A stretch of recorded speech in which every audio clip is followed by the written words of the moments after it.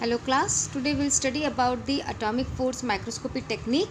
Before studying this microscopy technique, I would like to inform you that this microscopy technique help us to know about the crystalline structure, about the compositional values, about how the structure looks like. So these are the basic information that are given from any electron microscopy technique. So here we will study about the atomic force microscopy technique, and in this technique we are having a probe or a sensor that works under the forces, different types of forces, and they scan through the probe over the sample about its height and gives you the topographical image of the surface of the sample. So this was the introduction of the atomic force microscopy technique. Let us come to know that how it is different from other microscopy technique. In this microscopy technique, we don't need any focusing, illumination or the depth of the field. It gives us the height information, volume, width of any feature in the sample. It physically feels the height of the sample surface, and it provides a single atomic level structure, and it gives a high resolution value. This AFM instrumentation tells us that what are the instruments of the main components of the AFM. So first is the microscope stage, that is the that is including the moving AFM tip, the tip through which it can move like this as I am moving the pen. And then the sample holder is there, where you can hold the sample of which the scanning is to be done. There is a force sensor that will sense out the surface of the sample under a certain forces. The control electronics, that is containing the optical microscope and the vibration controller is there. Computer that controls the electronic, that usually takes form of a large box interface to both the microscope stage and the computer. So this was about the instrumentation of AFM. What is the basic or physical concept or the principle behind the AFM instrumentation? It says that there is a piezoelectric transducer. Piezo means pressure and electric means current. So this piezoelectric transducer, you know that it is the conversion device. So this transducer device converts the pressure into electric, or you can say mechanical motion into electrical current, or the signals are provided over there by this piezoelectric transducer that moves over the sample surface like this. As I am moving the pen, in the same manner it is moving.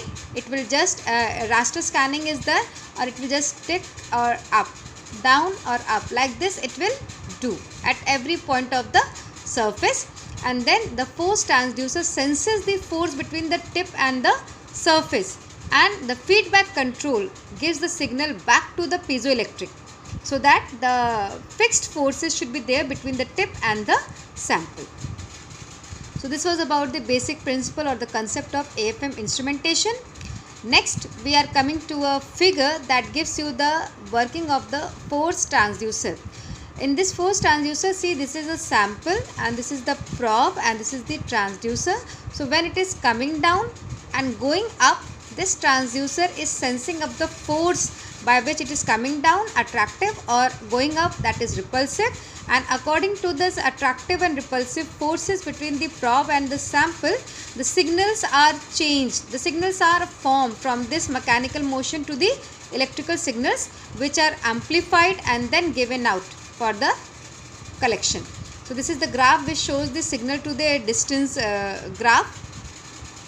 Now there is the force sensor. What is a force sensor? This is actually the optical level sensor. See, this is the cantilever.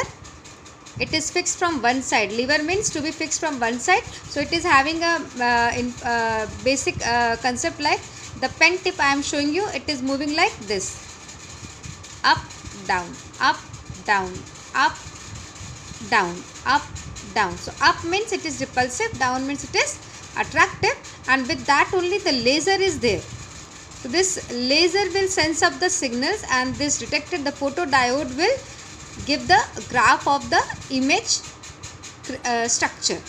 So this was about the force sensor. Say it is given that as the cantilever detected distance is large, a small movement of the cantilever causes the large change in the laser spot position at the detector. Next is the feedback control slide. In this we just come to know that what happens when the force is less or when the force is more. So see, there is a piezoelectric element. This arrow shows the decreasing force and this arrow is showing the increasing force.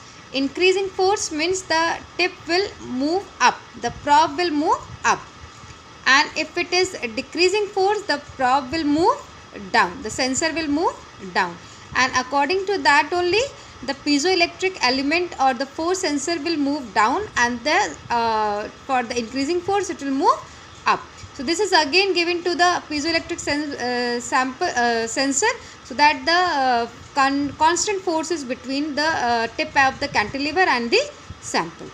So this was about the atomic force macroscopy technique part 1. That next part we will discuss in the next class. Thank you.